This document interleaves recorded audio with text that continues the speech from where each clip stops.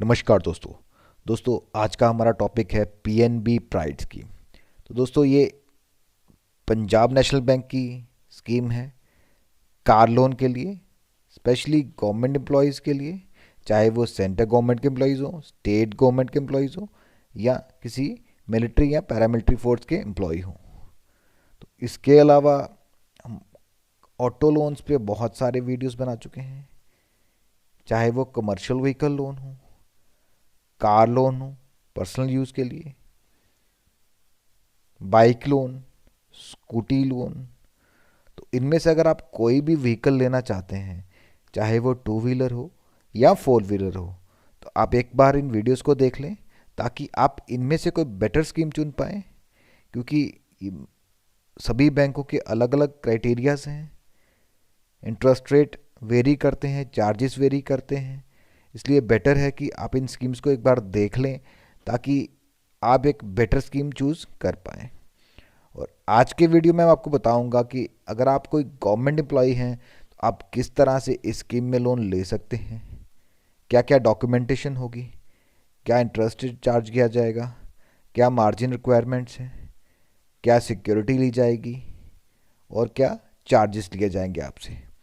मैं हूं आपका दोस्त रोहित, स्वागत करता हूं आप सबका टेकी पंडित में। और जुड़े रहिए हमारे साथ और भी ऐसे इंफॉर्मेशनल वीडियोस के लिए। तो आइए स्टार्ट करते हैं आज का ये video.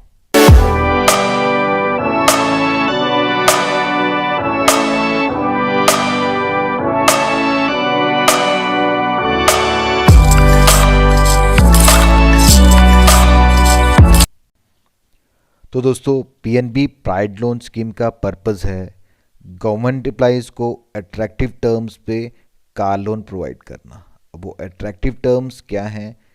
Better interest rate, I mean lower interest rate और लोअर चार्जेस, और कुछ ऐसे बेनिफिट्स हो सकते हैं जो एक्सक्लूसिव गवर्नमेंट एम्प्लॉइज़ के लिए।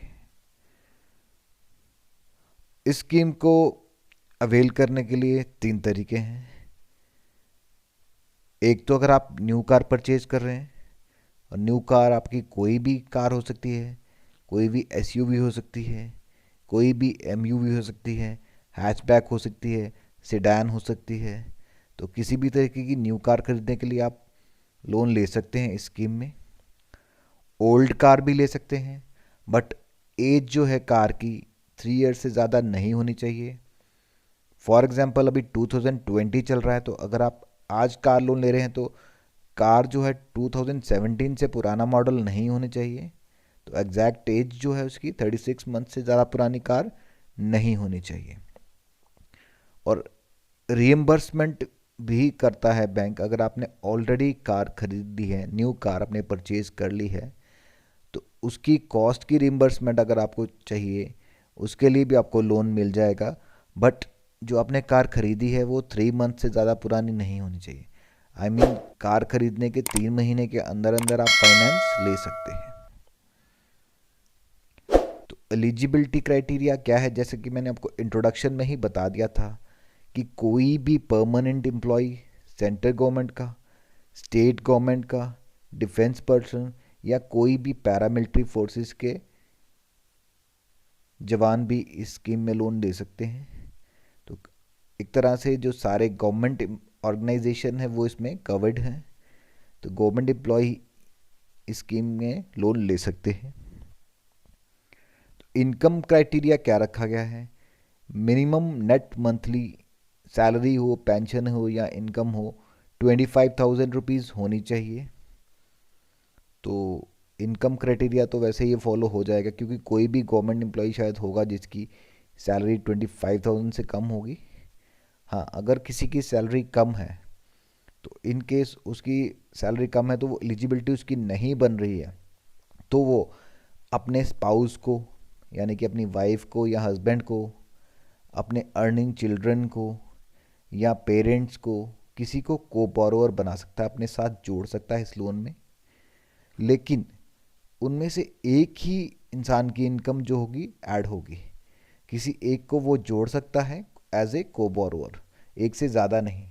चाहे वो अपने फादर को जोड़ ले, मदर को जोड़ ले, हस्बैंड वाइफ, किसी एक को जोड़ सकता है घर में से, कि उसकी जो अगर इनकम नेट मंथली इनकम है वो कम हो रही है तो उसको बढ़ाने के लिए, या उसको जितना लोन चाहिए अगर उसको कम एलिजिबिलिटी बन रही है तो उसको ऐड कर लेगा। अगर किसी को बोरोअर बन जाएगा तो उससे क्या होगा, उनकी इनकम रेज हो जाएगी और वो ज़्यादा लोन ले पाएंगे। और एक और क्राइटेरिया है कि अगर आप 110% लिक्विड सिक्योरिटी देते हैं, तो लिक्विड सिक्योरिटी क्या होती है, कोई term deposit, FD fix deposit अगर आप बैंक के पास देते हैं 110%, मतलब जितना आपको लोन चाहिए उससे भी 10% ज़्यादा का। तो फॉर एग्ज़ाम्पल अगर आपको 1 लाख का लोन चाहिए तो आपको, अगर आपकी एफडी है 1,10,000 की, वो बैंक के पास अगर आप रखते हैं तो उस केस में भी बैंक क्या है, आपका जो मिनिमम मंथली इनकम वाला क्राइटेरिया वो उसको रूल आउट कर देगा, तो उसकी ज़रूरत है उस केस में आपको नहीं रहेगी। नॉर्मली जो क्राइटेरिया है वो नेट मंथली इनकम कम से कम 25,000 पर मंथ होनी चाहिए। उसके बाद में क्वांटम कितना रहेगा, मैक्सिमम लोन अमाउंट जो आपको इस स्कीम में दिया जाएगा वो है 1 करोड़ रुपया, या 25 टाइम्स ग्रॉस मंथली सैलरी। तो आपकी ग्रॉस सैलरी मंथली जितनी भी होगी, ग्रॉस सैलरी का मतलब है कि उसमें से कोई डिडक्शंस अभी नहीं की गई हैं, जितनी आपकी सैलरी बन के पीछे से डिपार्टमेंट से आती है विदाउट एनी डिडक्शंस, तो उसको मल्टीप्लाई कर लीजिए 25 से, तो वो आपका मैक्सिमम क्वांटम रहेगा लोन का, या 1 करोड़ या 25 टाइम्स। बट ये जो कॉस्ट है, ये मैक्सिमम क्वांटम जो रखा गया है ये मैक्सिमम है, बट जितना आपका व्हीकल का कॉस्ट होगा उतना ही उसके हिसाब से ही आपको लोन मिलेगा।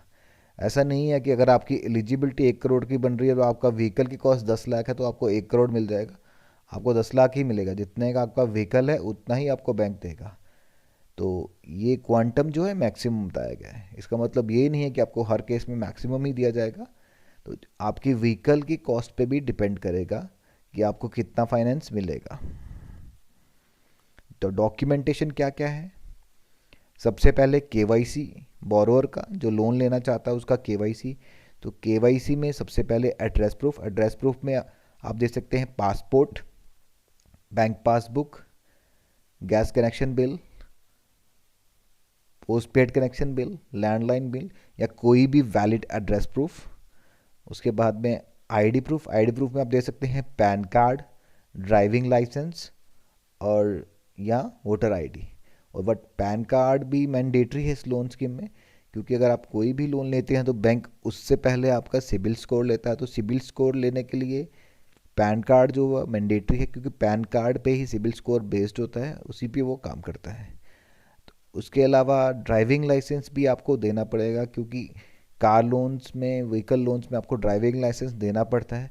अगर आपका खुद का नहीं है तो आप किसी का, अगर आप जिसको आप कार चलाना देना चाहते हैं, या मतलब आप शो कर सकते हैं कि मेरा, मतलब मेरे फादर कार चलाएंगे या मेरा बेटा कार चलाएगा, जो जिसके पास भी ड्राइविंग लाइसेंस हो, एक तरह से एक ड्राइविंग लाइसेंस भी होना चाहिए।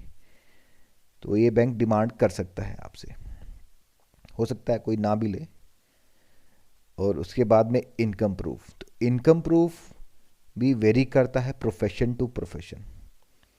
अगर तो आप सैलरीड हैं तो सिंपल आपको सैलरी स्लिप देनी है, लेटेस्ट 3 सैलरी स्लिप दीजिए तो आपका इनकम प्रूफ ओके है। उसके अलावा फॉर्म 16 एम्प्लॉयज़ के लिए। बट अगर आप एम्प्लॉय नहीं हैं, बिजनेस में हैं, लेकिन इस स्कीम में तो वो मैटर नहीं करता, क्योंकि ये स्कीम एक्सक्लूसिवली एम्प्लॉयज़ के लिए है। बट अगर बिजनेस किसी और स्कीम में अगर आप लोन ले रहे हैं इस स्कीम के अलावा, अगर आप बिजनेस मैन हैं या किसी और प्रोफेशन में हैं, तो आपको ITRs देनी होगी, कुछ 2-4 डॉक्यूमेंट्स और देने होंगे, बट उन सबको मैं इसमें डिस्कस नहीं करूँगा। आज हम सैलरीड की ही बात कर रहे हैं, तो सैलरीड को खाली लेटेस्ट 3 सैलरी स्लिप देनी होगी और फॉर्म 16 देना होगा। उसके अलावा कार की इनवॉइस देनी होगी, जो कि आपको डीलर से मिलेगी, जिसपे कॉस्ट वगैरह मेंशन्ड होगी। तो इनकम प्रूफ भी हो गया, इनवॉइस भी हो गया। हाँ, उसके अलावा अगर आप PNB के ही कस्टमर हैं तो बैंक आपसे स्टेटमेंट नहीं लेगा। अदरवाइज़ अगर आप दूसरे बैंक के कस्टमर हैं तो लास्ट 6 मंथ की bank statement latest passport size photographs, application form तो आपको बैंक से ही मिल जाएगा। तो ये डॉक्यूमेंट्स थे जो आपको प्रोवाइड करने होंगे while availing loan. Interest rate क्या चार्ज किया जाएगा? तो इसमें जो इंटरेस्ट रेट है वो respective of CIBIL information score है। नॉर्मली जो लोन स्कीम्स हैं, नॉर्मल जो कार लोन स्कीम है उसमें भी आप देखिए जो इंटरेस्ट रेट है वो डिपेंडेंट है आपके क्रेडिट इंफॉर्मेशन स्कोर पे। तो जितना भी आपका स्कोर है उसके हिसाब से आपको चार्ज किया जाता है। अगर आपका सिबिल स्कोर कम है तो आपसे ज़्यादा इंटरेस्ट रेट चार्ज किया जाता है, अगर आपका सिबिल स्कोर अच्छा है तो आपके नॉर्मल इंटरेस्ट रेट चार्ज किया जाता है। तो इस स्कीम में जो रेट लग रहा है आपको, अभी आप अपनी स्क्रीन पे देख पा रहे हैं, 6.80 plus 0.75%, that is 7.55% for new car. और ओल्ड कार के लिए है RLR प्लस 1.75%। तो वो 1% ज़्यादा लग रहा है, वो 8.55 बन जाएगा। और अगर आप कोई डिफेंस पर्सनल है तो आपके लिए जो रेट ऑफ इंटरेस्ट है वो है RLLR प्लस 0.5%। तो वो नेट बन जाएगा आपको 7.30%। तो ये अभी के रेट ऑफ इंटरेस्ट हैं जो आप स्क्रीन पे देख पा रहे हैं। और इंटरेस्ट रेट जो होते हैं these are subject to change. आप जब भी लोन लें आप लेटेस्ट रेट्स के लिए चेक कर लें वेबसाइट पे या बैंक में जाके कंफर्म कर लें। तो अभी के रेट आपकी स्क्रीन पर है। तो काफ़ी लो रेट ऑफ इंटरेस्ट चार्ज किया जा रहा है इस स्कीम में। कंपैरेटिवली अगर आप दूसरी स्कीम्स में देखेंगे तो इंटरेस्ट रेट थोड़ा ज़्यादा है। तो इस स्कीम में इंटरेस्ट रेट काफ़ी कम है और डिफेंस पर्सनल के लिए और भी ज़्यादा कम है। तो रीपेमेंट किस तरह से किया जाएगा इस लोन का? अगर आप न्यू कार के लिए ले रहे हैं तो 84 EMIs, यानी कि 7 साल में आपको लोन चुकाना होगा। और अगर आप ओल्ड कार के लिए ले रहे हैं तो मैक्सिमम 60 EMIs, तो 5 साल में आपको ये लोन चुकाना होगा। तो रीपेमेंट पीरियड वेरी कर रहा है न्यू कार को लेके और यूज्ड कार को लेके। तो लोन सिक्योरिटी के लिए बैंक क्या करता है? जो आप अपने लोन को सिक्योर करने के लिए बैंक आपका जो RC सर्टिफिकेट होता है उस पे बैंक का नाम आएगा और आपकी कार हाइपोथेकेट रहेगी बैंक के पास जब तक कि आप लोन रिपे नहीं कर देते। जब आप लोन रिपे कर देंगे तो आप बैंक की परमिशन से अपने RC सर्टिफिकेट ऊपर से बैंक का नाम हटवा सकते हैं। तो ये एक तरह से इनडायरेक्टली अगर देखा जाए तो बैंक ही आपकी कार का मालिक रहेगा, ओनर रहेगा, जब तक कि आप लोन रीपे ना कर दें। तो लोन गारंटी, अगर आपकी ग्रॉस मंथली सैलरी जो है 50,000 से कम है तो उस केस में गारंटर की डिमांड आपसे की जा सकती है। बट अगर आप किसी central government, state government, PSB, public sector bank, MNC या कोई भी ऐसी कंपनी जो लिस्टेड है बॉम्बे स्टॉक एक्सचेंज और नेशनल स्टॉक एक्सचेंज पर, तो उस केस में भी गारंटी आपसे वेव की जाएगी। बट अगर नॉर्मली आपकी सैलरी 50,000 से कम है तो बैंक उस केस में आपसे गारंटर मांग सकता है। तो लोन मार्जिन क्या रहेगा? अगर आप न्यू व्हीकल ले रहे हैं, न्यू कार ले रहे हैं तो 15% of on road price. For example अगर आप 10 लाख का व्हीकल ले रहे हैं तो 15% के हिसाब से 8.5 लाख रुपए बैंक आपको देगा और 15% यानी कि 1.5 लाख रुपए आपको खुद से देना होगा। तो मार्जिन वह पार्ट होता है जो आप खुद कंट्रीब्यूट करते हैं।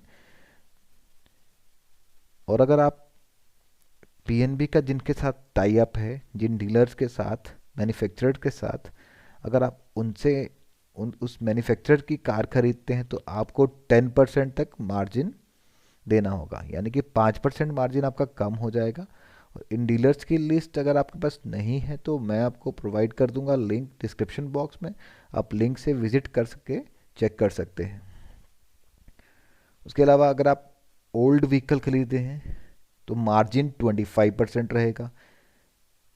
या अगर आप रिम्बर्समेंट ले रहे हैं, ऑलरेडी परचेज्ड, अगर आपने कार जो परचेज की है उसकी रिम्बर्समेंट ले रहे हैं, तो उस केस में भी मार्जिन 25% रहेगा। और ये जो मार्जिन है ये ऑन रोड प्राइस पे होगा, क्योंकि बैंक जो आपको फाइनेंस कर रहा है वो ऑन रोड प्राइस पे ही कर रहा है। तो ऑन रोड प्राइस में आपका इंश्योरेंस कास्ट और वन टाइम रजिस्ट्रेशन चार्जेस भी इंक्लूडेड होते हैं, इंक्लूसिव ऑफ डीलर प्राइस। तो पहले एक इनवॉइस प्राइस होगा, डीलर प्राइस होगा, उसके बाद में इसका इंश्योरेंस कॉस्ट ऐड होगी और रजिस्ट्रेशन कॉस्ट, ये सब मिला के ऑन रोड प्राइस बनता है।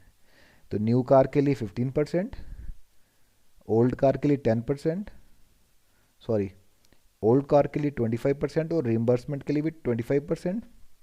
और अगर आप पीएनबी से जिनका टाई अप है, अगर वहाँ से गाड़ी लेते हैं तो 10% मार्जिन होगा। तो चार्जेस क्या लिए जाएंगे? Processing charges 0.25% of the loan amount, minimum 1000 और मैक्सिमम 1500 रुपये। तो ये थे प्रोसेसिंग चार्जेस। इसके अलावा आपसे स्टैम्प ड्यूटी भी ली जाएगी, जो कि वेरी करती है स्टेट टू स्टेट। आप अपनी स्टेट में चेक कर लें कि क्या स्टैम्प ड्यूटी है, और वो भी कस्टमर को ही बेयर करनी पड़ेगी। इसके अलावा अभी आपके लिए गुड न्यूज़ है कि अभी आप वेवर चल रहा है प्रोसेसिंग चार्जेस पे ड्यूरिंग फेस्टिवल बोनांजा 7/9/2020 टू 31/12/2020। तो 31 दिसंबर 2020 तक इस लोन स्कीम पे 100% प्रोसेसिंग चार्जेस वेवर चल रहा है। तो आप इस स्कीम में लोन लें तो आपको किसी तरह के चार्जेस नहीं देने पड़ेंगे। हाँ, लेकिन जो स्टैम्प ड्यूटी है वो आपको देनी पड़ेगी, क्योंकि वो स्टेट गवर्नमेंट को जाती है, तो स्टेट गवर्नमेंट का फ़िलहाल कोई वेवर नहीं चल रहा है। तो ये था पीएनबी प्राइवेट लोन स्कीम। तो दोस्तों, कैसा लगा आपको आज का ये वीडियो? मुझे कमेंट बॉक्स में कमेंट करके ज़रूर बताएं। अगर आपको ये वीडियो पसंद आया तो वीडियो को लाइक करें, चैनल को सब्सक्राइब करें, और हो सके तो वीडियो को शेयर करें।